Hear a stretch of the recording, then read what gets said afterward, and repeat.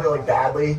Not on that level. You know, I've like broken a few bones, just like being a knucklehead kid. I cracked a wrist, falling off a bike, that kind of stuff. But on that level, never had like a surgery or a major injury like that. That was definitely another level. And burn injury is weird, right? Like, you know, like scrapes and bruises or something like that. But burn, you know, the skin is a 25 in your body is the largest organ in your body. So you're seeping out proteins. Like, I didn't even know how to process that in my mind, let alone the pain of that is just, I mean, all the nerve endings are exposed. Do you still have scars from that? Considering how bad those photos are, not so bad, to be perfectly honest. You had grafts and stuff? Yeah, that's a few grafts, but mostly because of where I wasn't able to get like the full kind of medical burn treatment that you would normally get, because by the time I got to the United States, it was kind of too late for a lot of that. So, but all things considered, man, you know, it's not the first thing people notice when I'm wearing, you know, shorts, but I point out, you're like, oh shit, yeah, there's definitely scars there. But, but it's not as bad as you might think. I got really lucky.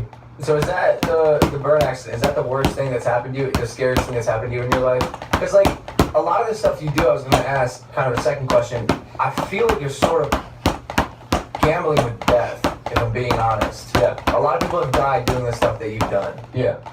Yeah, you know, believe it or not, you know, whether you can take my word for it, I don't really think of myself as a thrill seeker, as like a risk taker. I think of myself as more of managing risk, which is I don't let risky things stop me from pursuing my passions. But I think to myself, how can I prepare? How can I get ready for this? So when I studied the Antarctica Project, which people have been attempting in various forms for about 100 years, and most notably over the last few years, a guy made it 900 miles across 100 miles from the finish line after 71 days and fell ill and died. And another guy a couple years later, a really renowned polar explorer, made it 55 days in and ran low on food and had to be rescued and pulled out of there. So I'm like, what are they doing wrong? Where did they get into rough shape? And so for me, I figured it was actually around food and health and nutrition. I come from my parents are in the food industry. My dad's an organic farmer in Hawaii. And so for me, it's like, can we figure this out through like optimized health and nutrition? Maybe these guys weren't treating their bodies right now. So I actually spent a year in a lab, you know, studying food, finding out all my food sensitivities, like with all these doctors and, you know, nutrition and stuff. And so for me, this is an example of like preparing in a way. Is it dangerous? Yes. Did I run low on food? Yes. Was I 30 pounds lighter with my hips and ribs like protruding at the end because I couldn't carry enough food? Absolutely. Wow. But I figured out just enough of an edge to make the sort of up for the mistakes that some of those people